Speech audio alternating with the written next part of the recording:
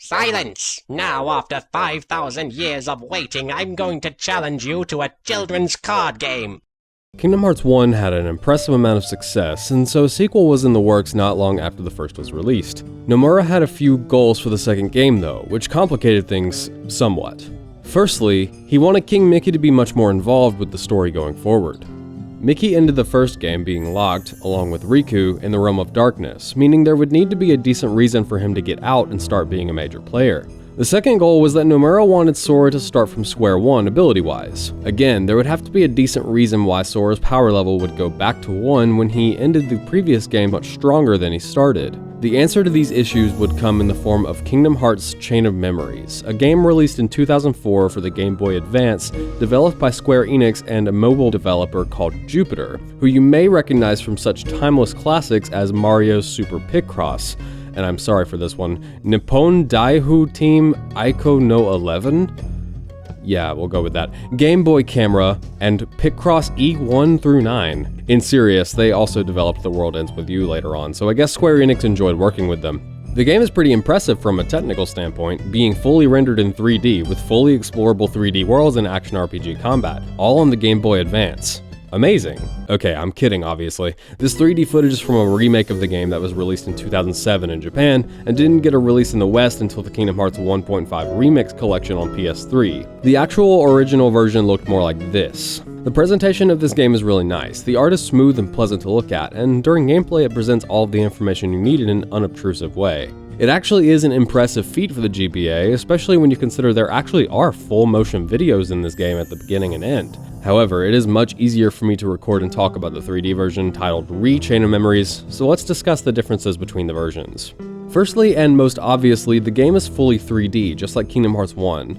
This isn't necessarily a positive, because the sort of plain presentation of the worlds throughout the game makes it visually dull throughout, whereas the art in the original game gave the worlds a different sense of life. It's not bad per se, but I think I typically expect more from 3D games, and this one unfortunately delivers less. On the positive side, they added voice acting to all the scenes that take place in the main castle, which translates to being basically all the relevant story the game provides. More on that later, obviously. And it's not a slapdash effort either. The voice acting is fairly solid throughout. One weird thing though is that Sora's voice sounds more mature, more similar to Sora from KH2 than 1. Then I guess we're gonna need it to keep going.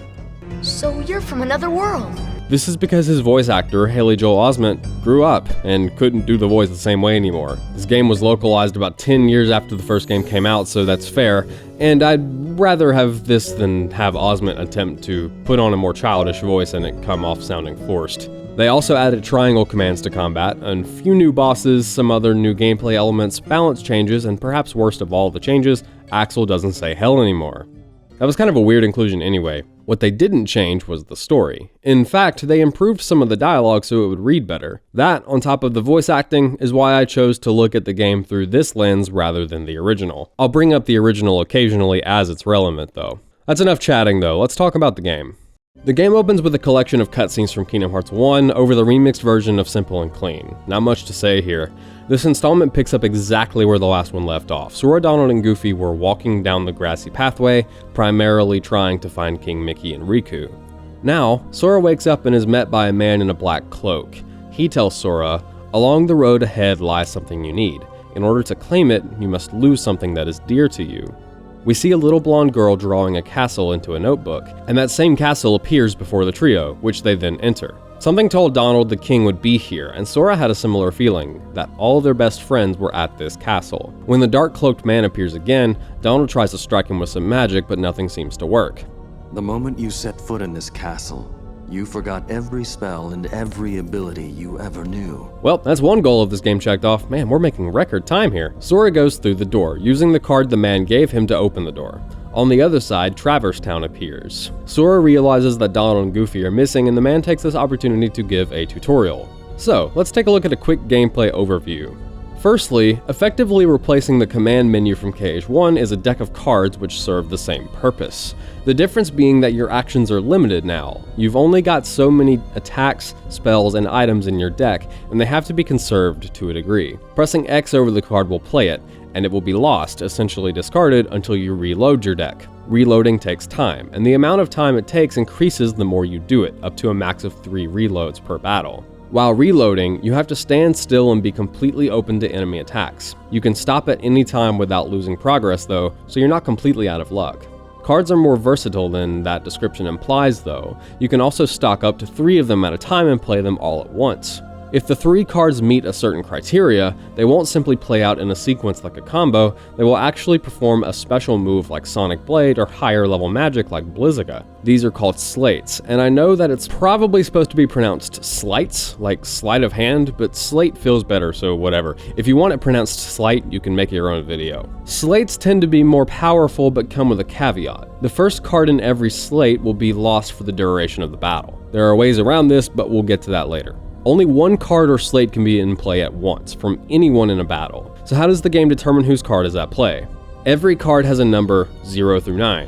When 2 cards are played at the same time, or a card is played while another one is being performed, the values of the cards are compared, and the higher card will break the lower one, stopping the attack and playing the new attack instead. Slates will add the individual values of the cards together, making them potentially very difficult to break if they add up to 10 or above. The only exception to this rule is a 0 value card. 0 value cards, when played, will break anything of any value. Enemy played a slate with a total value of 27, break it with a 0. The downsides to 0 cards is that they also can be broken by anything, making them risky in certain situations. Having your card broken, as stated, instantly stops your attack entirely, including any residual effects such as the projectiles of Blizzaga, which will get deleted from existence the second the attack is broken. 2 cards or slates that equal each other will break each other, resulting in no attack being played out. Card breaks also have a soft stunning effect, sort of like recoiling from striking a shield. During this time you can't move and you can't play any cards. Being hit by an attack has a similar effect. Most attacks, especially from bosses, cause Sora to be unable to do anything for a short moment while he recovers.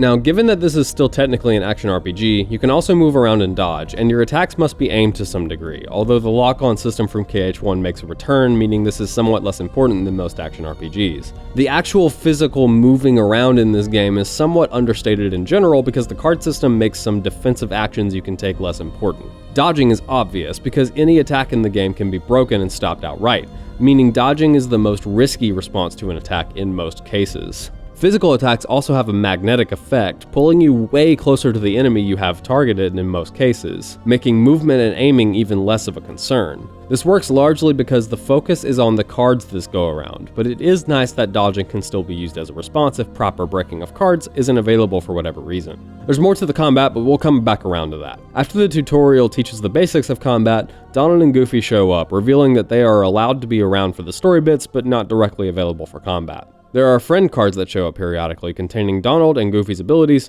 but they have limited relevance, as we'll see. Then, we are turned loose in Traverse Town to explore. We use world cards like the one the man gave us to open the doors on each successive floor of Castle Oblivion. There are multiple sets of world cards, and each set can be completed in whatever order the player chooses.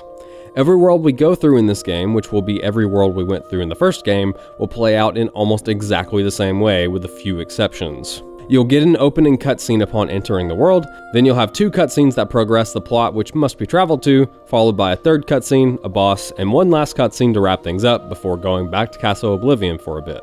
In Traverse Town it looks like this. After the tutorial, you travel to a certain event location on the map and a cutscene is triggered. In it, Pluto shows up, and the trio are confused about his presence. Then Leon shows up and can't seem to remember them, though he does remember Sora's name, much to his confusion. Yuffie says that Aerith might have some idea of what's going on, and so the trio travels to see her. In the second cutscene, Aerith postulates as to what might be going on. In the third, Sid is there, seemingly under the same influence as Leon and Yuffie and the rest of the gang. He warns the trio that a strong Heartless might appear, and look at that, it's guard armor. In the closing scene, Aerith shows up and says some really cryptic stuff. This town is just a figment of your mind, and so are we. I'm not really me. I don't remember things I should, and I sense things I shouldn't. Sora, beware your memories. You'll be faced with more illusions. Sometimes the shadows of your memory will deceive you, try to lead you astray. I'm just an illusion. The truth is out of my reach. When Donald and Goofy come back to see what's taking Sora so long, they act like Aerith was never there, and in fact, she's magically disappeared. And that's the last we will see or hear from the Traverse Town gang for the rest of the game. The Disney worlds in this game feel like a token inclusion, and we're only 2 games into the series. They have almost no plot relevance whatsoever, and even worse than that, provide almost no character development. That conversation at the end of Traverse Town is one of the most poignant cutscenes in any of the Disney worlds, and frankly it does have quite a bit of significance in a thematic sense going forward, but that's basically the last time it happens. It got to the point where I was questioning whether I actually wanted to sit through these scenes when they are so often just an excuse plot so there's something actually happening in the Disney worlds. They have even less relevance than they did in the first game. If you play this game, do yourself a favor and skip the Disney World cutscenes. Some of the better sections in the Disney World category come in the form of Monstro, Twilight Town, and Destiny Islands. And just by the way, I'm using the term Disney World just to describe anything that isn't Castle Oblivion in this game. It's just easier that way. Monstro because it at least breaks the normal cutscene, boss cutscene pattern by having a boss in the second event location and a gimmick fight in the third location. Twilight Town is good because it has plot relevance and only has one event location with a couple cutscenes and a boss. Destiny Islands has limited event locations and plot relevance as well, making it perhaps the best world in the game. The rest of them, the cutscenes are negative content. I'm not gonna say it would be better if they were removed wholesale, but having stories that either contain plot relevance or character development would have made them less of a slog to read through. They do provide the worlds with some structure, but that's about it. To move around the worlds and enter the doors separating each room in the overworld, we need map cards. Map cards are received from completing mob fights. Each has a unique room that will spawn on the other side of the door, and they come in 4 varieties. Red map cards, also called enemy map cards, typically revolve around affecting the mob fights in some way. Tranquil Darkness makes less enemies spawn. Feeble Darkness subtracts enemy card values by 2. Sleeping Darkness spawns a few enemies where they are all asleep on the overworld. This category also has the Roulette Room, in which you can play a roulette game to try and nab a specific map card. Green map cards, also known as status map cards, affect Sora or his cards somehow. Martial Waking improves your attack card values by 2. Strong Initiative deals extra damage when striking enemies on the overworld. Meeting Ground makes a friend card spawn at the start of every battle. Blue cards, also known as bounty map cards, usually have something other than enemies in them.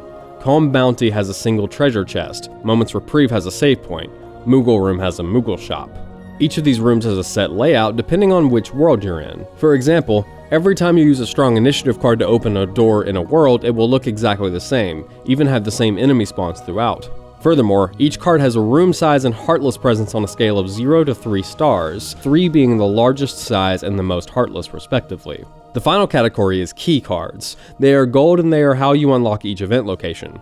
At the start of each world, you get a key of beginnings which gives you the next cutscene, then the key of guidance immediately after that, then the key to truth to get to the boss and finish out the world. So the cutscenes play out in a linear way despite the technically non-linear process of moving through each world. Every door that you come to has a criteria that you must meet in order to unlock it, and these are pretty straightforward. Each map card has a number assigned to it just like your battle cards, and the criteria for each door pretty clearly lays out what card numbers will open it up. If you come to a door and you don't have the cards to unlock it, you'll have to go back and farm more cards from mob fights. Luckily, every room can be re-rolled with any card, even after the associated door has already been unlocked, just by pressing triangle on the open door. So all this basically means that there is no longer any focus on exploration, at all. How could there be, when every room is basically auto-generated using a seed the player provides? Each room is a generic locale within the world, so every room is simply there to hold enemies to fight and to put some distance between you and your goal, that being the next event location. This isn't a bad thing on the Game Boy version because it feels much more bite-sized in that format. The 3D version begs the comparison to the original, and the worlds feel flat and completely uninteresting in comparison. I can't necessarily fault the 3D version for this because it's just using the format given to it from the GBA title, but that doesn't mean it isn't an issue. More effort could have been done to make the rooms in this version stand out a bit more, but perhaps that would be asking for too much considering how many map cards there are, each needing its own semi-unique map for each world. Speaking of flat and uninteresting, then there's Castle Oblivion. I'm kidding, mostly. In between each Disney world, you go through 2 flights of Castle Oblivion, the actual castle you are in. These rooms are flat, white, kinda boring stairwells in which actual story takes place. They work because the stuff that is happening there is interesting, exceptionally so in fact. You also only spend a little bit of time here, and the harsh whites actually offset the dark cloaks of the people we meet there. Technically, the whole game takes place in this castle, but the cards cover the walls of the castle in Sora's memories, which is why these places are in the castle. Castle Oblivion itself is a decent enough framing device for the story and as a backdrop for the scenes that take place there, so it gets a pass from me. Let's dig a little deeper into the gameplay. Firstly, and most importantly, the decks you use during the game aren't just given to you, you can build them. Cards are dropped from items you can interact with in the overworld and can be bought in packs in Moogle shops. They are also often given as rewards for beating bosses or hitting story milestones. Decks are built in the menu and are completely customizable. The only limit to what you can do is a resource called card points, or CP. Want to forego having attack cards and only use magic cards? There's nothing stopping you. Each card has a CP value based on its strength and the numerical value attached to it. Stronger cards such as better keychains or more powerful spells or summons have much higher CP values. Decks can't have more CP than your max CP allows, making it your only limiting factor. Given that it's so free form, there are a lot of strategies you can go for. Firstly, since each slate has a specific criteria the card must meet, you can build your decks with those slates in mind. Attack card slates are the most specific, generally speaking, often requiring a certain combination of keychains and numerical value in order to perform the slate properly, so smart deck building is important for these types of slates. Advanced techniques involve clever workarounds to the fact that the first card in the slate is permanently discarded. For example, let's say you have 9 cards. You want to perform as many slates as possible, so when you build the deck, you build 2 groups of 3 that perform a slate. Then, for the next reload, you can make sure that the cards that are left over also perform a slate when stocked together. Then, if you're really anal, you can make sure the next group of 3 cards also perform a slate. The better your deck building, the easier your fights will be, within reason. You also have access to 3 decks that you can switch between in the pause menu and between battles. This encourages having a different deck for certain situations. The strategies one might use in mob fights are not likely to work on most bosses, and so having a different deck to switch to for bosses helps. Finally, each deck can have a shortcut card bound to the down button on the D-pad. Pressing down will take you straight to that card, allowing you to access it quickly. I usually put my 0 cards as my shortcut so I can throw it out in response to a powerful slate more easily. Let's look at each card type in more detail. First and most prominent is the attack card. These are represented by the Keyblade, and there is a different card for each keychain in Kingdom Hearts 1. Using them causes Sora to attack in the same 3-hit combo he had at the start of KH1, and it feels mostly the same. Each keychain card has 4 attributes: Strike, Thrust, Finisher, and Recovery. The first 3 tie into the order that they fall in the combo. Strike is typically the first hit, Thrust is typically the second hit, and Finisher is the final hit in the combo. Strike and Thrust, just like in KH1, are interchangeable depending on how far away from the enemy you are.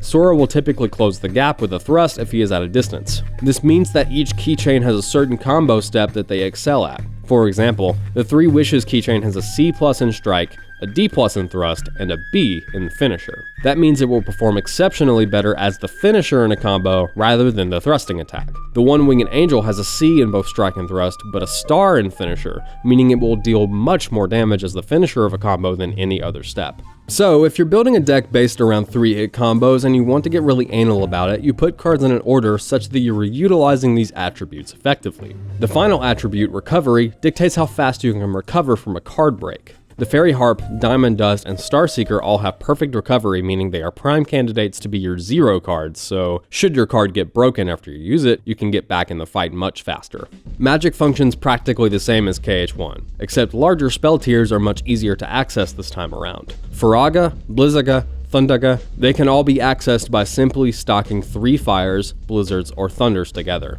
On the other hand, they are less spammable because you have to have enough CP to have a lot of magic cards in order to use them very often. You could gut all of your attack cards and just load up on Blizzaga, but then you run the risk of finding an enemy that's immune to blizzard or magic entirely. There are slates that combine magic and attack cards, such as Fire and Blizzard Raid, and slates that combine multiple types of magic, such as Firaga Burst. This is probably a good time to mention that basically all of those slates must be unlocked, either through level up rewards or bounties. Summons also technically count as magic cards and work practically the same as they did in KH1, just without the summon gauge and all that jazz. Item cards are incredibly useful. Potions reload attack cards. Ethers reload magic cards. Elixirs reload all cards except item cards. Higher level potions and ethers will even reload the cards that were discarded in slates, and mega potions and ethers will also reset your reload counter to 1, making future reloads faster. Mega elixirs will reload all your cards and reset the counter. These can only be used once, and if the card is broken before the animation is complete, it won't take effect. Setting up your deck so that you can easily stock item cards as the first card in a slate means you don't run as high of a risk of your item card being broken, and there's no downside because item cards get discarded anyway. Friend cards such as Goofy, Donald, Ariel, Beast, and any of the other partners that were present in KH1 can't be collected or put in a deck like normal. They are given as pseudo rewards for good play during fights. I say pseudo simply because friend cards spawn semi at random, somewhat influenced by actions such as breaking enemy cards or landing hits on enemies. They act as a summon essentially. When cast, the partner in question appears, does their attack, then leaves. Combining 3 of a single friend card in a slate just does a more powerful version of the same attack. There are also slates that can be performed with a certain combination of Donald, Goofy, and attack cards. When you cast Donald cards, he appears, uses 2 randomly selected spells, then leaves. In a hilarious twist on the Donald please heal me meme, you will actually have your fingers crossed hoping Donald won't heal you in this one. Finally, enemy cards work differently from the rest. You put them into your decks just like the other card types, but they are accessed by pressing select and having their own sub-deck of sorts. Each one has a special effect that lasts for a different amount of time or actions depending on the card and what the effect is. A few examples. The Shadow enemy card increases the value of all your cards by 1, and it lasts for 2 reloads. The Creeper Plant card functions like a Leaf Bracer, stopping enemies from breaking cure cards you use for 1 reload. There is also a card for every boss in the game. Those tend to be very expensive but very valuable for their usage. Riku's card keeps the cards used in slates available for reloading for 5 slates.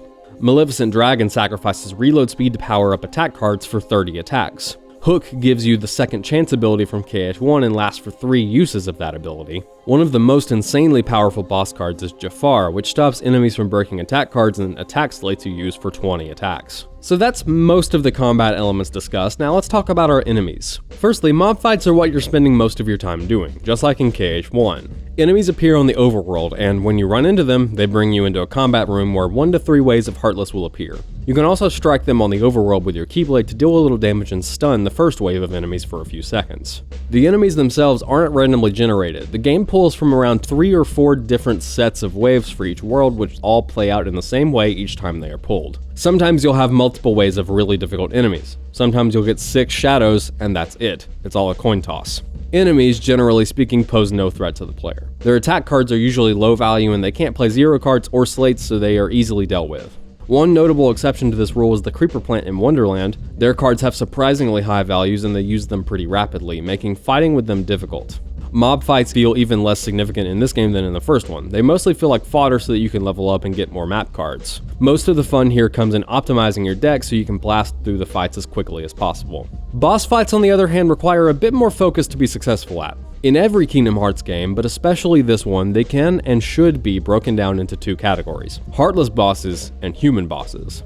Heartless bosses such as Guard Armor and the Parasite Cage work effectively the same as they do in the original. All of their attacks are cards and they can be broken, of course. The reason the distinction is important in this game is because Heartless bosses, unlike human bosses, cannot play 0 cards, cannot use slates, and cannot use enemy cards. This obviously makes them easier than they could be, but they all basically have some kind of gimmick to pad the fight. Ursula can't be hit directly until all of her tentacles are taken out. Jafar forces you to navigate these platforms in order to hit Iago, who floats at the top layer. Parasite Cage has these 4 tiny spinning platforms suspended over an acid pool, and the platforms fall eventually. These gimmicks do help to make these bosses slightly more interesting than they would be if they were simply a direct rehash of the bosses from the first game, but these still sort of come and go with little fanfare. The game sort of agrees that these gimmicks aren't really worth the trouble because certain bosses also give these things called gimmick cards as a reward for card breaks. These are 0 cards with a Mickey emblem on them and they can't be broken, and they essentially eliminate the boss's gimmick for a short time, allowing you to get in free hits. In Jafar's fight, all of the platforms rise to the top position, giving easy access to Iago. In Ursula's fight, all the tentacles are removed and Ursula herself is stunned for a time. In Oogie Boogie's fight, you get instant access to his bay, which usually requires card breaks to unlock. These spawn sparingly enough that they still read as a fun reward for decent gameplay, but it is kind of funny that the reward the game gives is the ability to not interact with the boss's gimmick. The other category Human bosses differentiate themselves by being able to use slates, enemy cards, zero cards, and can dodge attacks just like you can, and regularly do at that. Interestingly, they are also beholden to the requirement to reload their cards, and must do so in the same way Sora does, through focus recharging, and it takes longer the more times they have to do it. This gives you a chance to get in some free hits, heal, or prepare your next move, which is pretty cool. These bosses are typically the more interesting and intense type of boss, and not just in this game, but in the whole series, as we've already seen with Riku, and we'll see going forward. Let's talk about a couple notable examples. Larxene attacks quickly, frantically, and regularly dodges your attacks.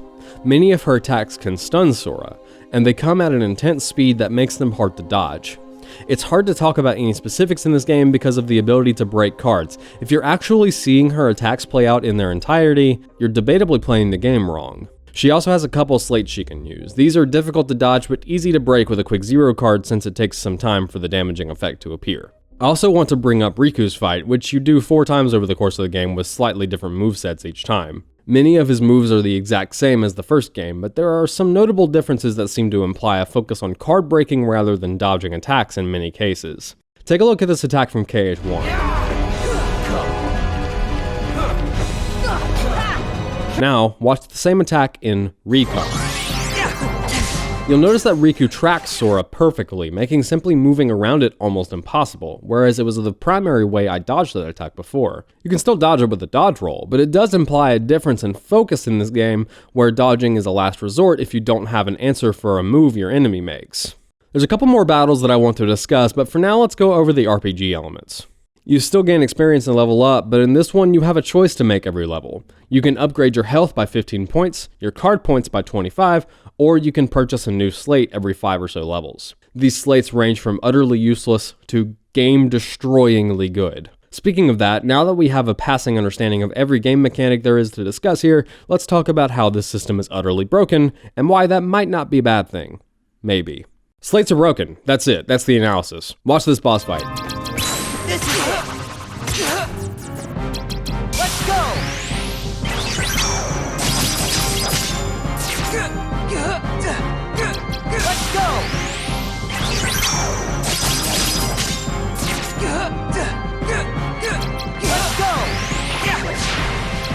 Let's go!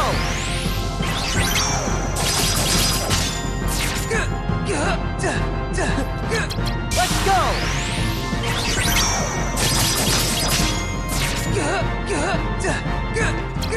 Let's go! Get ready! Yeah! Fire! Fire!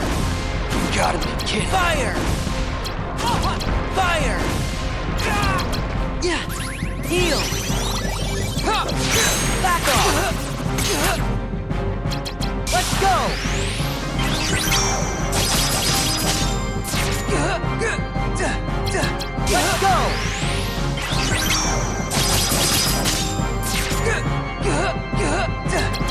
Slates are utterly broken, and that wasn't even a perfectly optimized fight. It could have been even smoother. Okay, so I actually do have more to say than that, but it's true, especially Lethal Frame. But even something you get as early on as Sonic Blade keeps you utterly safe and deals a bunch of damage, the only risk being your slate being broken, which isn't a problem on Heartless bosses and is rarely an issue on human bosses if you actually hit with the attack, keeping them stunned and unable to play cards. This can be even further broken by using enemy cards. Jafar makes breaking Sonic Blade impossible. Riku keeps 5 of your slates safe so that they don't get discarded, effectively doubling their usefulness, and Marluxia's card literally doubles the effectiveness of your slates by using them a second time immediately after they complete. Broken. Absolutely broken. But is it? Yes, it is. But here's the kicker. The CP system does a job of attempting to balance this somewhat. Given the leveling system, you have to make a choice. You can either focus on health and have to really ration your cards, you can do a blend between HP and CP and try to balance them, meaning you won't die in 2 seconds, but you also will have some cards and slates to play around with, or you can dump health entirely and only put points into CP, meaning you'll be very powerful, but one wrong move will likely end in your death. If you're going to play this game Play on proud mode and dump health, because this is by far the most interesting way to play the game. Depending on how much grinding you do, CP will barely be a limiting factor anymore. That's great, but it comes with a caveat of being very, very squishy. This won't be a problem for basically any of the Heartless bosses, but the human bosses actually have the ability to punish you for poorly timed slates, bad zero card usage, or subpar deck building. Here's a few examples of that exact thing happening to me. Let's go! Let's go! Enough of this! Power! Back off!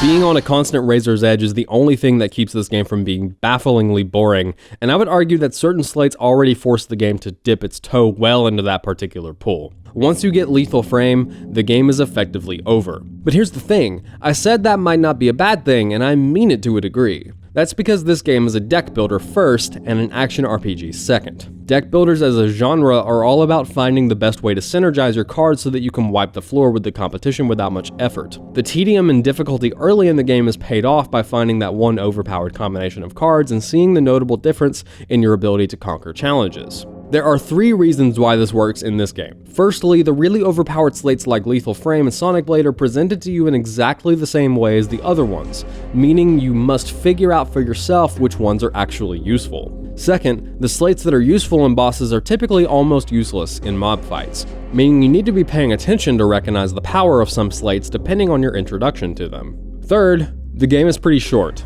My playthrough took 12 hours or so, not including deaths. That's just long enough to sink your teeth into the gameplay, but not long enough that it starts to drag out once you've found the overpowered mechanics. The length is even more customizable than you'd think, since all mob fights can be skipped as long as you don't care about missing out on map cards or experience, something you'll want to do if you break the game early. The reward for fully understanding the game and its mechanics and experimenting with slates is that you get to watch Sora demolish bosses that are supposed to be canonically powerful in the most hilarious way possible, the boss not even getting a chance to strike. So there's some solid evidence that the devs of this game want you to break it, and yet, there's some evidence to the contrary, especially in Chain of Memories. The original GPA title was certainly breakable, but it didn't put itself out there in any way that made it seem like the devs wanted more of a challenge than it had, and you'll understand what I mean in a second.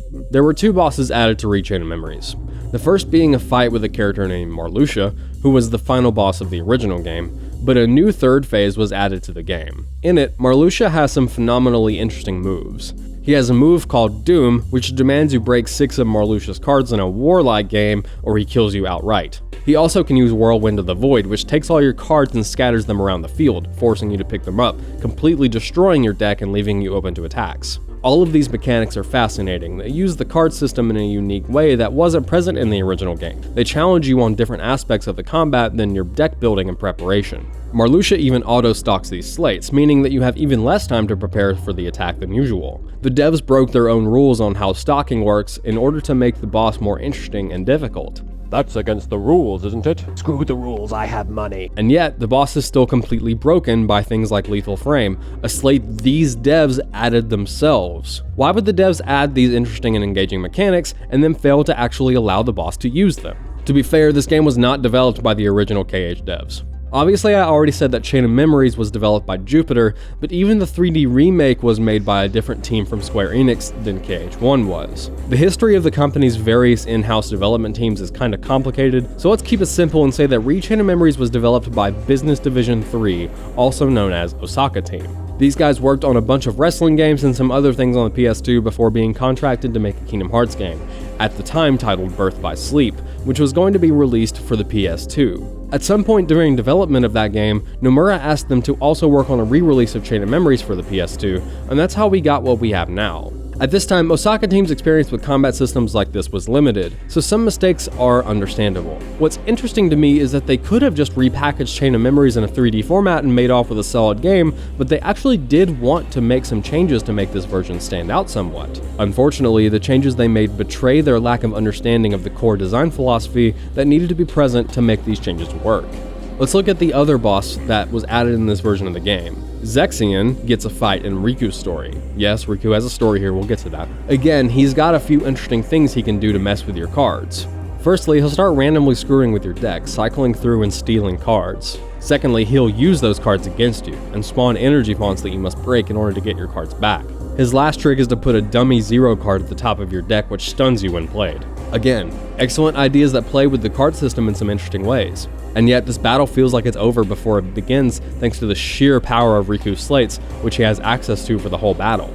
So final thoughts on the gameplay before we move on. Firstly, it doesn't really feel like Kingdom Hearts. Not much anyway. I mean, technically it does. It has the same movement and combat mechanics, just packaged slightly differently. The reason it feels like a different series is because there is less of a focus on the balance between physical combos and magic use, and more of a focus on these repeatable slates that play out, keep you safe, and deal a ton of damage for not very much cost. It's fine for this game in particular because it's a deck builder and also fairly short, but an over-exaggeration of flashy abilities that require almost no player input or thought would harm the series going forward if they were used in a more traditional Kingdom Hearts action RPG experience. Furthermore, questionable boss design makes some of the more interesting mechanics, ones that intend on turning this combat system on its head and requiring some real thought, completely moot because the bosses they are tied to are over before they begin. All that to say, hopefully Osaka team will learn from these issues and make something better with that Birth by Sleep title they were working on. It'll be interesting to see what they come up with.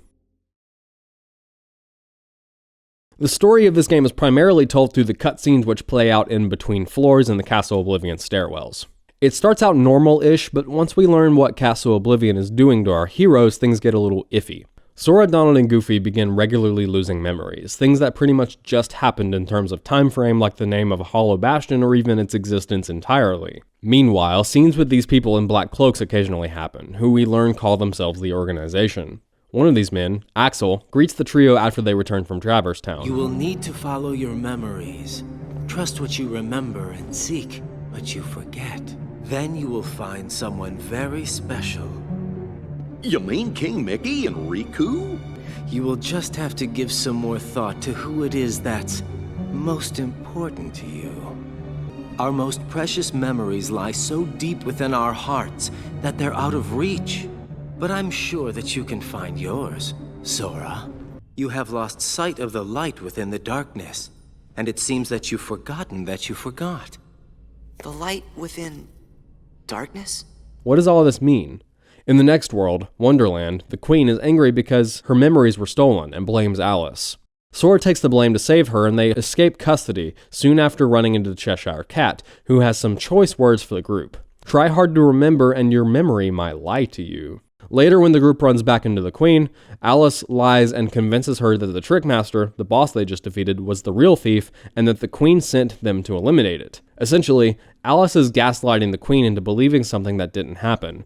This won't be the last time something like this happens.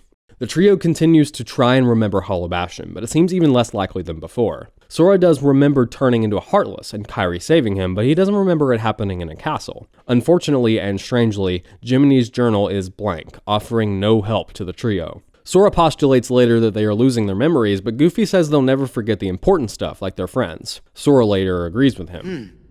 I guess there's no way we'll forget the most important memories. Meanwhile, somewhere else in the castle, AXEL is talking to another member of the organization named Larxene, and we get some more information about their goals and why they care about Sora. There was a time he became a Heartless, and if one becomes a Heartless, They lose their minds and their feelings. They're consumed by the darkness. right, but not Sora. He held on to his feelings even as a Heartless. And there's only one other man who's been able to do just that. It's the strength of his heart. That's what interests you. Why the Keyblade shows Sora's heart. To unlock the mysteries of the heart. Isn't that the organization's mission? Sora is now confident that the important memories won't be lost, and takes out the good luck charm Kairi gave him. He says he'll never forget her because of the promise he made. Then he has a vision of Kairi, but a blonde girl appears behind him. Do I know? That girl? Sora seems to think he remembers the blonde girl, but can't remember her name. Somewhere else in the castle, we see the blonde girl drawing a picture of the Destiny Islands trio, except she's in between Sora and Riku. Suddenly, Sora seems to distinctly remember a blonde girl on the islands with him and Riku, but still can't remember her name. Later, he recalls that she was always drawing, but she had to go away for some reason. Jiminy remarks that he seems to be remembering a lot while the rest of them are simply forgetting. Then we see more from AXEL and Loxine.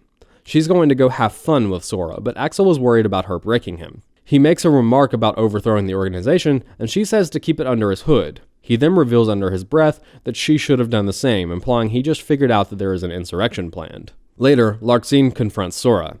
I bet it's nice to peel away all the worthless memories and awaken the true memories that lie deep in your heart. True memories? Although, it seems that you're still forgetting the most important thing here. She remarks on how he can't remember the blonde girl's name, and that he has to go save her from the bad guys because he's a good guy. She strikes Sora, who falls, dropping a small star-shaped pendant. Is that thing mine? What a shame! You've been wearing it all this time and forgot? That's not possible. The memory has to be engraved somewhere deep inside your heart. Sora, you think carefully now. What, oh what could it be? And who gave it to you? Meh. Sora, you're getting it now. Release the memory from within your heart. Namine. Well, it's about time. That's right, Namine. Yes, she's the one that gave you that tacky little good luck charm. Not that you even bothered to remember. No surprise, seeing as you also couldn't remember her name. Talk about heartless, I can't believe you. It'd serve you right if I decided to smash this piece of junk. Let it go! Namine gave me this. It's very important to me. Oh, it's important to you? 10 seconds ago, you didn't even know what it was! After a battle, Loxine taunts Sora more, before giving him a second set of world cards. Where are you? Don't you dare hide from me! Show yourself! Sora, calm down. She's not coming back. Sora? I hate this. Why'd I need someone like that to bring back Namine's memory? A new face in the organization shows up, a man by the name of Vexen. He claims he wishes to test Sora, but Loxine and AXEL both question him, thinking it's more to test his valet, whatever that means. Then, a familiar entity steps into the room. That very same entity later meets Sora in the stairwell. It's Riku. Riku talks as though Sora doesn't care about him, and only cares about Namine. He implies that Sora did something to make Namine leave. The two battle, and Riku leaves afterward, not letting up on his anger towards Sora. Jiminy encourages Sora that Riku is probably just losing his memory and didn't really mean everything he said. After the next floor, Riku and Sora continue to battle over Namine. Speaking of Namine, AXEL is seen speaking with her. He makes some comments about them being nobodies. We nobodies can never hope to be somebodies. Those who played KH1 Final Mix or watched my first video on the series will remember Ansem writing about nobodies in his final report, saying that they are bodies that continue to live on after people have been turned into Heartless, though they don't truly exist. Donald and Goofy try to remember Kairi's name, but can't, and then Sora says it was Namine in the group instead. Later, AXEL and Loxine mock Vexen for the failure of Riku, then another member appears, Marluxia. Marluxia is leading the organization's efforts in Castle Oblivion and commands Vexen to handle Sora himself. Vexen later confronts Sora and says he should thank Vexen for reuniting him with his old friend. Sora accuses Vexen of manipulating Riku. After their fight, Vexen reveals that the fight was just a ruse so he could gather data from Sora's memory to make another world card, but this one isn't familiar. Meanwhile, Marluxia tells AXEL to eliminate Vexen, seeing him as a traitor. In this new world called Twilight Town, Sora says that he feels like he let Namine down by forgetting her. They travel through the town before coming to the foot of this large mansion, and Sora feels like he knows this place. Vexen meets them, questioning which memories of Sora's are more real, the ones of Namine or the ones of this town. Namine, of course. Whatever it is that I'm feeling, I bet it's just another one of your mean little tricks. The memory's wiles can be cruel. In its silence, we forget. In its obsession, it binds our hearts. Cut the riddles! It is on the other side of your heart that the memory of this place exists. It is your heart that remembers. You're wrong! I don't know this place! If you remain bound by the chain of memories, and refuse to believe what is truly found inside your heart, then throw it away. You are not a Keyblade master, just a slave to twisted memories. Yes, exactly like my Riku. Your existence is worth nothing! Like your Riku? That's enough! You're the one who changed Riku! Every word you've said is a lie! I'd never throw away my heart! I'm gonna take you down and save Riku and Namine! That's what's in my heart! After their battle, Vexen says that if Sora keeps pursuing Namine, he'll become Marluxia's pawn. But before he can clarify, Axel shows up and finishes him off. As it turns out, Larxene and Marluxia were using Vexen to test both Sora and Axel, who officially gets invited into the insurrection. Marluxia then tells Namine that she must continue to twist Sora's memories so they can manipulate him. Riku shows up again and says he made a promise to Namine, a familiar one in fact. There was a meteor shower this one night when she and I were little. Namine got scared and said, "What if a shooting star hits the islands?" So I told her, "If a shooting star comes this way, I will protect you." You made a promise! With a toy sword! What? How do you know about that? Because that was the promise I made to her that night. I would protect her. I said it. Don't lie! You weren't the one there that night! You're the one who wasn't there. That was when she gave her good luck charm to me. Her what? See? Tell me, where did you get that?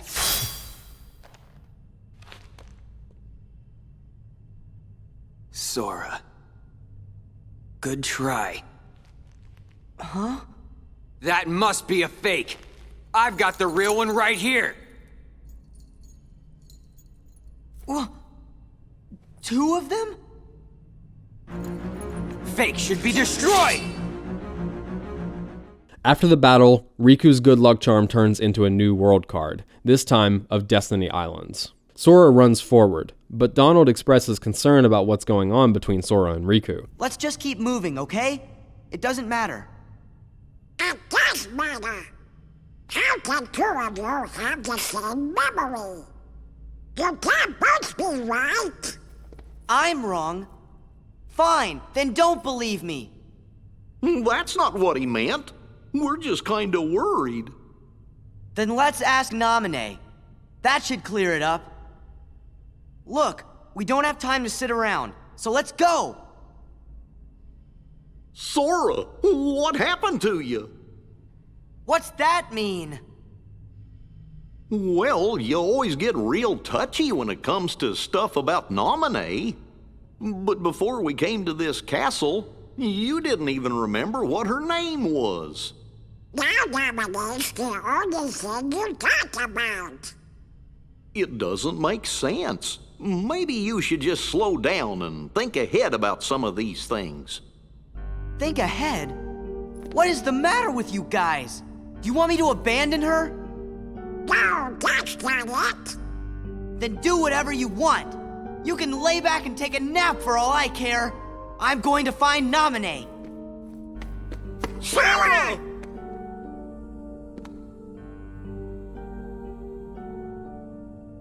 Meanwhile, Axel lets Namine go to Sora, against Marluxia's wishes. Jiminy tries to talk Sora down, but he's not having it. For the duration of Destiny Islands, Sora has no one in his party, meaning no friend cards show up during battle. Sora doesn't immediately remember this place, but eventually the name Destiny Islands comes to him. The same basic thing happens when he runs into Tidus, Wakka, and Selphie. Later, Sora runs into Riku, but not the one from Castle Oblivion, the one from his memories. An earthquake strikes and Sora runs off to find Namine as Riku runs to find the other kids. Then, the island gets torn up. Darkseid appearing just like at the start of the first game. After defeating it, Naminé appears, saying some confusing things to Sora. I was lonely for so long.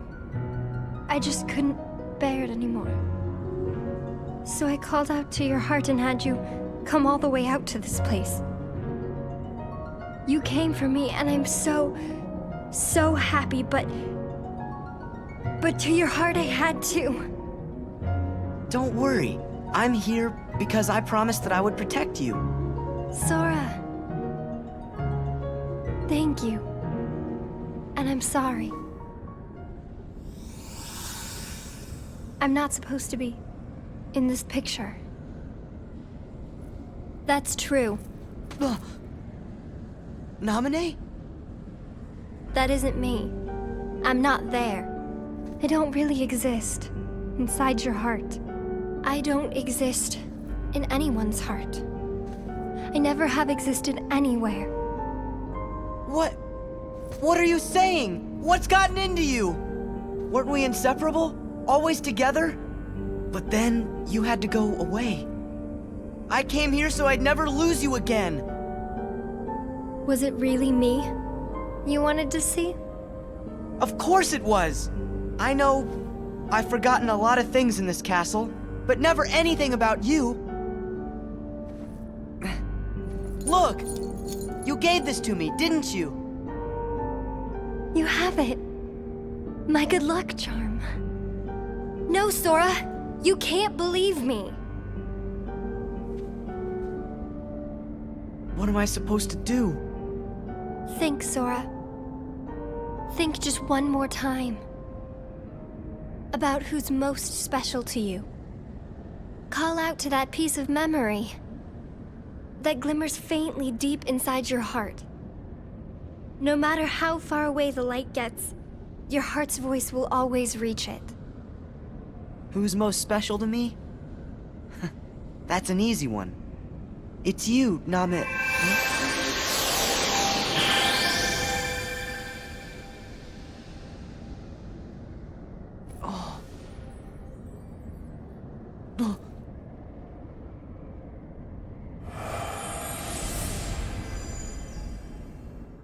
Then, back in the stairwell, Naminé is about to tell all before Riku interrupts her, claiming that Sora's memories are messed up and that Riku was supposed to be the one to protect Naminé. Riku is about to end Sora when Naminé does something that conflicts so strongly with Riku's cognition that he falls to the ground, immobile. Naminé reveals the truth of the situation. She's been faking the memories. None of it was real. The girl you've been trying to protect all this time is really a manipulative witch who shackles people's hearts. Then my memories are all... Oh, you do get it. Lies, lies, all lies. Just Naminé's illusions, nothing more. Binding you in the chains of your own memory was central to our trap. So close to it, we were almost there. This was our only chance to turn the Keyblade Master into our puppet, but that jerk AXEL, he used Naminé to betray us. So now, I'm left with no choice but to eliminate you. In spite of the perceived betrayal, Sora decides that the promise he made to her was real, and that he still wants to keep it. Donald and Goofy show up to help. Donald heals Sora. Somehow, I thought he couldn't use magic. Anyway, it's time to fight Larxene, who promptly dies afterward. I took the people and memories that were inside Sora's heart, and little by little I replaced them with false memories. Sora never really promised me anything. Me being with him on the islands, that was a lie, just like everything else. We never met. I was never Sora's friend. Gee, then that must mean it was your magic that made the rest of us lose our memories too. Is there any way for us to ever get them back? I can fix everything. If we go to the 13th floor. But Marluxia, if I didn't obey, he said I'd be locked in this castle forever. I've been alone for so long. So you did what he told you to do because you were lonely? I'm so sorry. Don't be. Please don't cry. Oh. Of course. I know I really don't have the right to. That's not what I meant. What? that, Sora says this. I'm really not happy about you messing with my memories. But, you know, I can't really get mad at you for it either. These memories you gave me. In my head, I know they're lies, but they still feel right. Like the promise I made. I said I would protect you and that I wouldn't make you cry. Not ever. Naminé, if you cry now, I'll feel guilty, like I let you down. So don't cry. Please, until I get my memories back. Smile and try to be happy. It's easier on me that way. Sora. Now, some of you out there might say this is a terribly manipulative thing to say. This isn't a sweet moment. And you'd be right. Don't forget, he's 14. He's not going to be great in situations like this. He handles it in the way he thinks is best. It's not good, but why would he be this savant when it comes to encouraging this little girl he barely knows? It's a bad thing to say, but it makes sense for Sora to say it. He's still a kid after all. The gang promises, as they cross the threshold into the 13th floor, that they will always protect each other, regardless of if they forget each other. While we travel, we see a scene in which AXEL vows to take out Marluxia. After a while, Sora shows up and interrupts the fight. Marluxia spawns in Naminé, using her as a shield, and Sora vows to take them both out. He and AXEL battle until AXEL is taken care of. Finally, Sora finds Marluxia in this big room at the end of the 13th floor. The Riku replica, or Repliku, appears and attacks Marluxia, and then we finally have a proper fight with him. This first fight is honestly the toughest against him. He weaves normal attacks and slates quickly, and, at least at my stats, can kill you quickly if you make a mistake. After the fight, it turns out that this Marluxia was actually a copy, a hologram of some sort. Now they must go through this last door to finish this. Marluxia's next fight is fine but unremarkable, maybe even a little bad. He's in this big ship that flies high above the arena.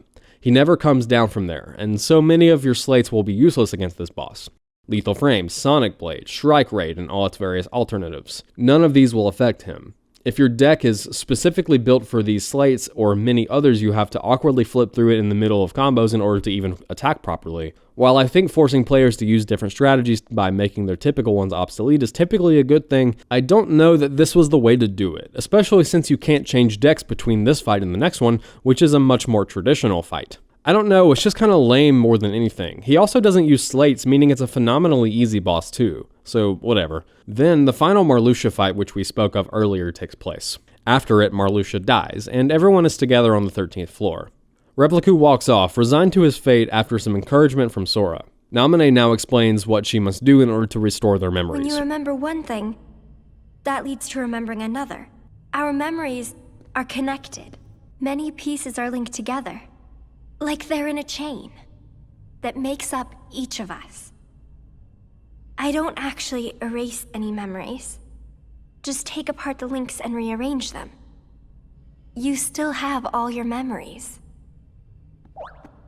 So you can put them back together? Yes, but first, I have to undo the chains of the memories I made on my own. Ultimately, they will have to forget Castle Oblivion and Naminé entirely. She gives Sora a choice on what to go with, and he decides that he wants to go back to the way he was. This makes Naminé sad, but Sora believes that since the memories will still be there, just unlinked, Sora could eventually remember Naminé or at least keep a promise to her. Donald, Goofy, and Sora all step into these flower pods to go to sleep. It's going to take some time, but Naminé will work on them to repair their memories. As Sora falls asleep, his friends come back into view, and Naminé says she will be in his heart. Forgotten, but not lost. Credits roll at this point, but there is one more thing to see. A white room with chairs in disjointed arrangements. 13 chairs, but 7 people are missing from them. Then a small poem of sorts. There is always sleep between part and meet, with our usual words on the usual street. So let us part like we always do, and in a world without you, I'll dream of you. When I come to, let us meet with our usual words on the usual street. As for what this means, well, I think it's obvious. It's words shared between Sora and Naminé, as he dreams of the memories that Naminé is putting back together. Sora's last thoughts in poetry as he sleeps, awaiting what comes next. So, as I mentioned at the start of this video, this game had some goals to accomplish. Nomura wanted to bridge the gap between Kingdom Hearts 1 and a story that would take place a year later, and Nomura wanted to reduce Sora's power. So to begin, let's discuss this. How well does this game accomplish these goals? The game isn't clear on it, but Sora's going to be asleep for a full year while Naminé replaces his memories. while he's asleep, Sora will obviously be losing his physical capabilities as well. This is the reason this story exists. It's practically an excuse plot so that Sora can be a year older and be back to square one in terms of capabilities. Many series would have a spin-off game that is ultimately unimportant to the overall plot in order to accomplish these goals. But Nomura not only made an interesting game that contains a lot of importance to the story going forward, he used it as an excuse to experiment with a new bizarre combat system that he had on his mind. This isn't all sunshine though, because this game came out on the Game Boy Advance. A problem arises when you consider that kids at the time who were excited for Kingdom Hearts 2 would have needed a Game Boy Advance in order to understand the story fully going forward. A GBA was around $100 at the time, not adjusting for inflation, so the odds that a kid could have both a PlayStation 2 and a GBA are somewhat low. Only time will tell how good a job KH2 does at introducing players to these themes and characters for those that haven't played Chain of Memories, but it's still an at least somewhat questionable decision. Sora's character is further explored in this game, through his struggle against the organization, his memories, and himself. Throughout, the organization, namely Larxene and Vexen, gaslight him into believing and acting in a certain way, and Sora falls for it pretty hard. To be fair to him, his memories were literally being manipulated, but still, it's tragic to watch this and it's really engaging to me. The organization seems to want Sora to act as a puppet for them, though the reason for this is unclear. The path they take to get there, however, is very convincing and would have worked had it not been for the meddling of Axel close to the end.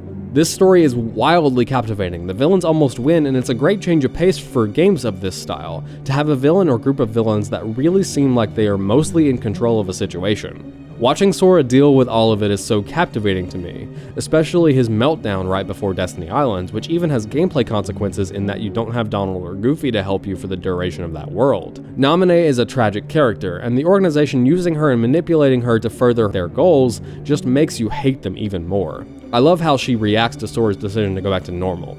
Make me like I was. Oh, okay. Nobody needs to keep a bunch of memories that aren't real, right? You want to remember all of the people who are really important to you. Anybody would choose that. The organization is a great group of villains, and not only for the reasons I've brought up so far. It's clear that, while their plans do heavily involve Sora, they also have their own concerns beyond Sora. While we don't know what those are yet, it gives them a broader scope in this narrative, and lessens Sora's scope as well. It makes Sora not the most important person in the world, which I think is important for this story to get right, as they continue the trend of chosen people not being quote-unquote chosen in the traditional sense. Riku was a smart decision to be used by Vexen, as they have been rivals this whole time. This continues to make these people seem like phenomenally capable villains, ones that need to be dealt with carefully. The only problem I have with this is the way they tie into the gameplay, because their actions make them seem like professionals that know what they're doing, and yet 4 of them die at Sora's hands. He's in the organization's domain, and he's only a 14-year-old kid, and yet they are being systematically wiped out by Sora. And why did they even fight him directly if the goal was to turn him into the organization's tool? Perhaps they wanted to keep up the ruse, both to Sora that they were the bad guys, and to the rest of the organization that they are still working above board, so to speak. Perhaps they thought they needed to break Sora physically as well as mentally. Regardless, this seems like a bit of an oversight, an example of the needs of the gameplay getting in the way of the needs of the story. A few questions come up during this game that don't get direct answers. Who are the organization exactly, and what are their goals? Who is their leader, and what about the members that aren't working at the castle? Who are they nobodies of? Who is Naminé a nobody of? I suppose that last one is at least somewhat obvious, but it does raise the question, did Kairi ever turn into a Heartless? And what about Sora? If he turned into a Heartless in the first game, does he also have a nobody? I think these are compelling questions to leave as a hook for the next game, and most of the questions you might have about this game's immediate story are tied up pretty nicely. Although there is one thing that is bugging me. In interviews, Nomura said he wanted to include Mickey more in the story going forward, and that this game was going to bridge that in the same way it bridged Sora into the next game. But Mickey isn't in this game, right? Oh, wait a minute, that's right. Riku. Riku's story, called Reverse Rebirth, sees him traveling up the castle from the basement. There are a number of significant changes to the gameplay in this version. Firstly, there is no more deck building. Your decks are built for you. Sometimes your decks are pretty good, other times they suck big time, and you've got to learn on the fly how to use each new deck when you get to the next world. You only have one card mostly, the Soul Eater card, which was Riku's weapon from Kingdom Hearts 1. The decks will be different by changing the values of the cards, as well as how many cards you have in your deck. Later on in the story, you'll also get some item cards, but that's about it for card variety. However, every boss card you collect along the way will be permanently included in every deck going forward, meaning there is a much larger emphasis on using these boss cards to cover for the faults of your deck. Riku also gets some brand new mechanics. He gets Dark Mode, which is unlocked by breaking enemy cards, which builds up a new gauge called Dark Points. While in Dark Mode, you get higher damage, better combos, improved movement speed, and access to 3 slates which each boast high power for the cost. While in Dark Mode, your Dark Points decrease anytime you are hit or your cards are broken, sending you back into regular mode when it reaches 0. The amount of DP gained or lost on card breaks is determined by the difference between the card broken and the card played to break it. So a 9 card breaking a 2 card is going to be worth 7 Dark Points, whereas a 3 card breaking that 2 card is only worth 1. As you can imagine, this makes your slates and 0 cards much more valuable, as they can build a lot of points toward Dark Mode. It takes 30 Dark Points to enter Dark Mode, and your points while in Dark Mode are determined by how many level ups you spend upgrading your Dark Points, which goes up by 2 every time. You can also level up your HP and your attack points, which just increases your overall damage dealt. Riku also gets Duel Mode, which was added in the re-release, though it kinda sucks. It involves a war-like minigame in which you have to break a certain number of cards. 3 for Heartless, 5 for Heartless bosses, and 7 for human bosses, generally speaking. Succeeding will give you a powerful slate, but failing will stun you and open you up wide for attacks. Given that there are no bosses that were designed with this in mind, it is rarely more useful than just breaking cards and using Dark Mode, which is a shame because it's a decently cool mechanic. Lastly, Riku does have a friend card, Mickey. Mickey will appear on the battlefield and cast his big AoE attack that does a paltry amount of damage and heals Riku, this being the only way to heal in this version of the game beyond boss cards. Using 2 or more Mickey cards in a slate increases his damage and healing, and Heartless will be stunned as well. Obviously, since there is no more deck building, this version of the combat is a good bit more difficult. Even Dark Mode doesn't make anything trivial, because the most powerful slates with the least chance of being broken in the middle are difficult to achieve with most of the decks the game gives you throughout. Dark Aura, which requires 3 9s in the slate, is very powerful and hard to break, but is obviously very hard to come by as well, meaning you have to be careful with how you use your deck, and build a decent mental map of the deck so you know where all the 9s are. The weaker ones are typically easier for the boss to break and give them more opportunities to play cards as well, increasing their chances, or they just simply aren't strong enough to justify their cost.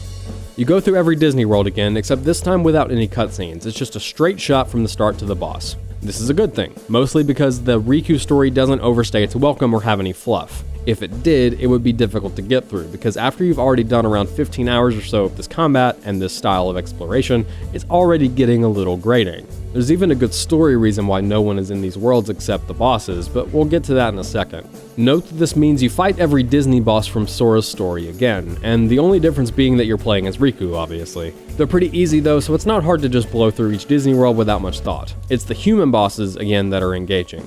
Lexaeus challenges Riku and can power himself up, giving him super armor. Since he won't stagger during this time, he is much more difficult to combo with slates. Zexion, as we already discussed, screws with your deck constantly, steals your cards, puts dummy cards in your deck that stun you when used. He's a good boss, but it's over too soon. He doesn't really get a chance to exhibit his moveset well.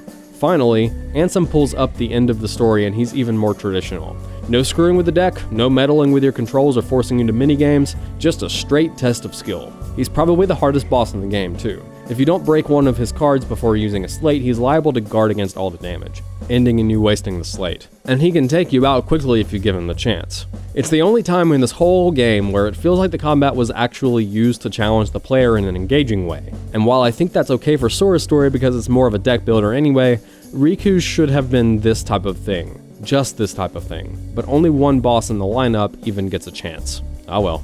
Riku wakes up in an abyss, and a voice tells him to sleep unless he wants to find the truth, but to be warned, the truth will bring you pain. Riku decides to get up and heads into the first door with the card he was given, Hollow Bastion. The voice tells Riku that this is a world built from Riku's memories, and that typically there would be people from those memories here too, though he doesn't elaborate on why that isn't the case. Riku moves on and finds the room he stayed in when he was living here. I love this detail because it lends some more credibility to the event of the original game, that he would have had a living space and interactions with Maleficent that we never saw in that game. Later, Riku asks the voice where all the people from his memory are, to which the voice replies that he cast them away when he accepted the darkness. Riku rebuts that he cast away the darkness as well, and the voice says that he now has nothing to show for it, that his heart is empty. Then Riku runs into Maleficent, who tells him that he will only run into entities of darkness because that's all he has in his heart. Riku hates that he gave into the darkness, and he vows to fight every dark entity he comes to. After the battle, Riku finds his way back into Castle Oblivion, where Ansem meets him, telling him that he has no choice but to accept the darkness. But Mickey shows up and joins him. After they fight, Ansem says that running toward the light will not get you away from the darkness. Riku continues on. Somewhere else, Zexion says he detected 2 different people in the castle, a convincing double of Maleficent and the scent of the Superior. Later, he determines that Riku was that scent Zexion found, and that he smells like the Superior. Vexen seems to think that Riku is the true prize and that Sora is a waste of time. Putting his money where his mouth is, he goes and meets Riku, who asks if he's with Ansem. Vexen responds that he is half correct, and implies that he's with a nobody of Ansem. After the fight, Vexen says he was gathering data from the battle, and then leaves to create Repliku. Meanwhile, Zexion regales Sora's current situation, and isn't very happy with what's going on with Marluxia and Larxene. Later, Repliku appears before Riku, saying he's an exact replica with the exception that he doesn't fear the dark. Sometime later, we see more of the interaction between Vexen, Larxene, and Repliku. With a little help from Naminé, you'll have all the real Riku's memories. You want to remake my heart? The real Riku is a wimp who's afraid of the dark. What do I want with the heart of a loser? Any objections, Vexen? After all, you do want to test Sora, don't you? It must be done. How can you? Are you betraying me? I told you I would make good use of you, didn't I? No. Relax, kiddo. I don't think it's gonna hurt that much. I'll hurt you!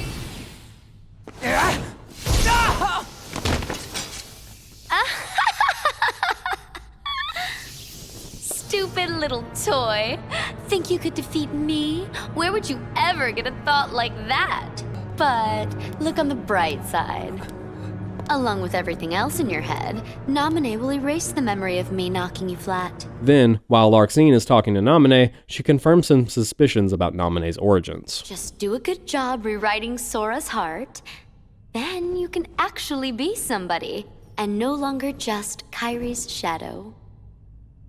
You'll be real in Sora's heart. Lexia shows up and tries to get Riku to accept his darkness, and after almost losing the battle, Riku basically does that.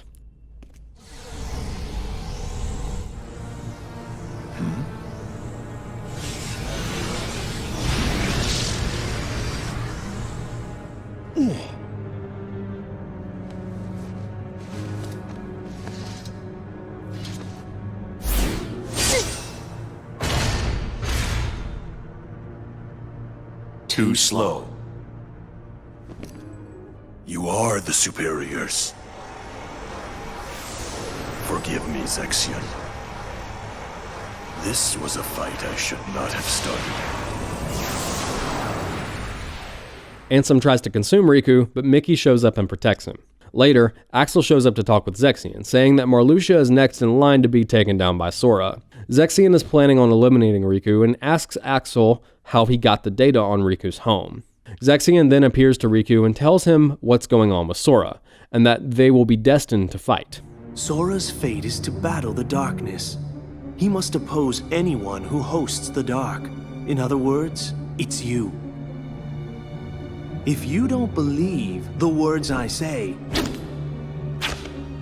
then you had best see the truth with your own eyes. His card. Riku travels around the Destiny Islands, finding people from his memories, but they fade away before his eyes, Kairi included. Zexion then blames Riku for the destruction of the Destiny Islands, that it was because he accepted the darkness that all this happened. Then, Sora shows up, who strikes at Riku, threatening to kill him. Stop it, Sora! Don't you recognize me? Yeah, I recognize you. I can see exactly what you've become.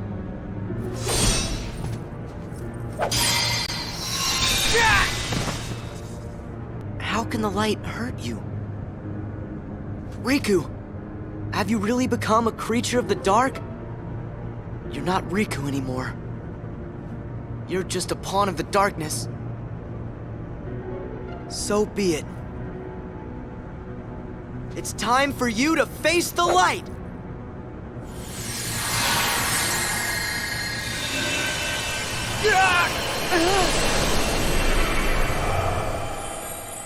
Riku floats in a white abyss until Kairi shows up, saying that he won't fade, and that he shouldn't run from the light or fear the darkness. They can coexist. Follow the darkness. It'll show you the way to your friends. Can I face them? You don't want to? You know I do. Of course. And I will. With my strength. My dark strength.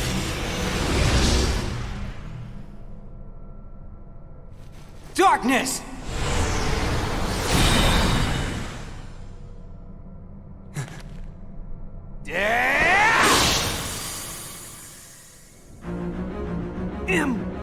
Riku accepts this and strikes Sora, who reveals himself to be Zexion in disguise. After the battle, Zexion escapes back into the basement of Castle Oblivion, but Repliku shows up and chokes out all of his power in what is honestly a pretty harrowing scene. You just found out way too much. Once Riku gets to Twilight Town, Ansem shows up once again, saying that Riku must fight him. Then it's revealed that Ansem isn't exactly Ansem, but someone else in a red coat with bandages on his head, calling himself Diz. He says Riku must find Naminé. On his way to her, he runs into Repliku again, who wants to kill Riku so he can finally stop living under his shadow. I thought by finding some new strength, I could finally be someone who's not at all you! But nothing changes. I'm still just empty! Everything about me is borrowed. As long as you're around, I'll never be more than a shadow!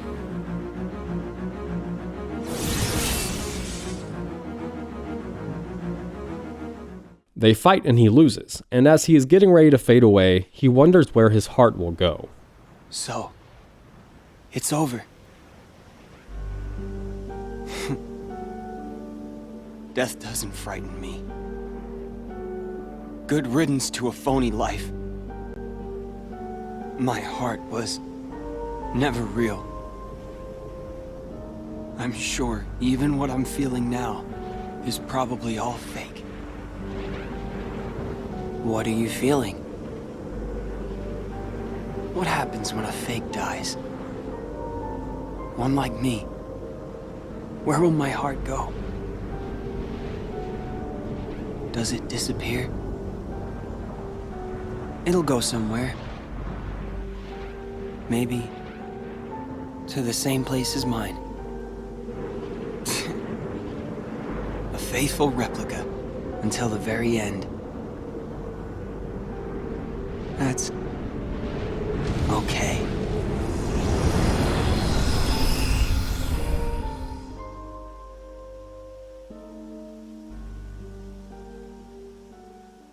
Riku finds Naminé and is given a choice between locking Ansem away but never being able to use the darkness or remember anything, or keeping his memories and the darkness, but Ansem gets to stay. He decides not to lock Ansem away, but to fight him instead.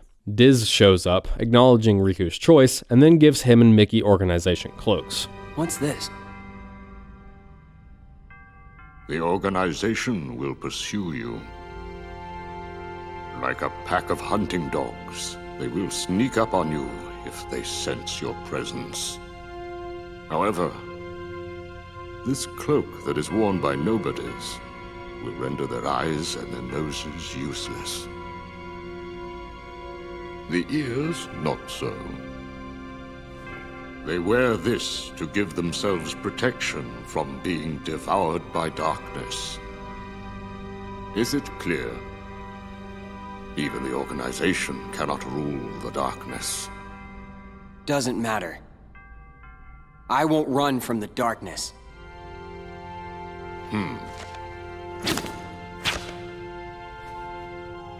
The card will draw out your heart's darkness. Finish your business with Ansem. Come on. Let's go. Before Riku goes into the final floor of Castle Oblivion, he has one request of the king. If Ansem is the victor, he is going to enslave me. If that happens, use your powers to destroy— Of course! I'll be right there to save you. Huh? No, that's not it. I want you to destroy— No way! No matter what happens, I'm gonna be right there to help you. I promise you that. Unless you don't believe I'll come through for you. I choose to believe in you.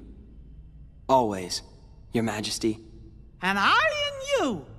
You're not gonna lose. I know it. Thanks. Upon finding Ansem, they battle. Ansem!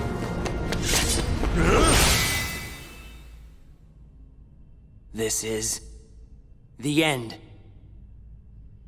This is hardly the end. Your darkness, I gave it all to you. My dark shadow lingers. Someday, I will return!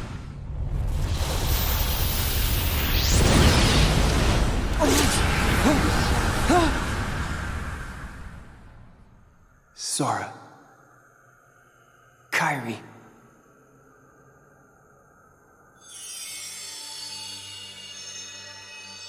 Gosh, Riku, I know you wanted to do this alone, but you don't mind getting a little help, do ya? So, Riku, what happens next? Are you going home? I can't go home. Not yet. It's still here. It's really faint, but I can sense him. So, I think his darkness may still have a hold on me. Your darkness belongs to you, just the same way your light does. Up till now, I thought darkness was something that should never exist. Then, I spent time with you and changed my mind. The road you chose, I didn't know. Light and dark, back to back. With you, I think they might meet in a way nobody's seen before. Wonder where that road leads. I'd like to see myself. I'd like to walk the road with you.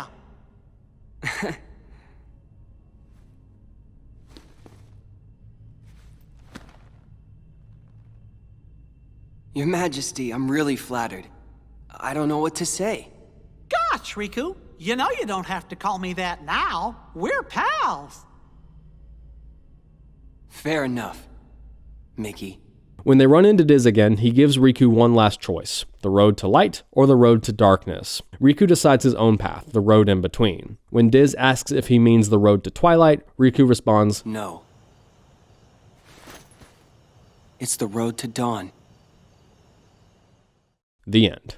During the credits, we get some scenes of a blonde-haired boy in white in Twilight Town, hanging out with AXEL. It's entirely unclear what all of this means. Then we get another poem of sorts. Beyond the path without you is a forgotten promise to keep. We may have walked side by side, but now we go on back to back. And though our paths may not cross, all paths are connected somewhere. When I arrive at where you are, we may not appear to be as we were, but we'll make another promise to keep. I believe this one could be between a lot of different possible groups of people, so I'm not going to give any straight answers, especially since the one I find most compelling we haven't even met yet. Riku's story is pretty strong too, and I like that they spend much less time in the fluff and really get into the meat of the story. Riku continues to carve out his own path, ignoring any moral implications light and dark may have, in favor of using them both as tools to do good. Replicu's ending here is also very touching. I'm surprised they were able to pull out such an interesting character moment from a literal copy of a character. Though I like Metal Gear Solid, so I guess it shouldn't surprise me too much. This story also gives us some more insight into the nobodies and the identity of the organization's leader. It's heavily implied that he's Ansem's nobody. It's still not clear what their goal is as well. Naminé also gets some more development and a confirmation that she's Kairi's nobody, making it even more sad that she so desperately wanted to be a part of Sora's life. Both of these stories do a surprisingly good job of building character moments and emotional connections that it's honestly a bit shocking to me. Part of the reason is because I feel they spent much more of their cutscene runtime exploring these characters than they did in the first game, but there's also the fact that the premise for this game is much tighter and more interesting from the start. Although I do have one question though. Where did this obsession with smells come from? I picked up 2 scents. in the castle's lowest basement. What's that scent? I have identified the scent. And so are you for reeking of that awful smell! Yes, his scent. That scent. One of the scents you reek smells stench. And why is it never brought up again after this game? With Chain of Memories out of the way, Nomura's 3 goals for the story of Kingdom Hearts 2 were now realized, and the real work could begin. How did it turn out? We'll just have to wait and see.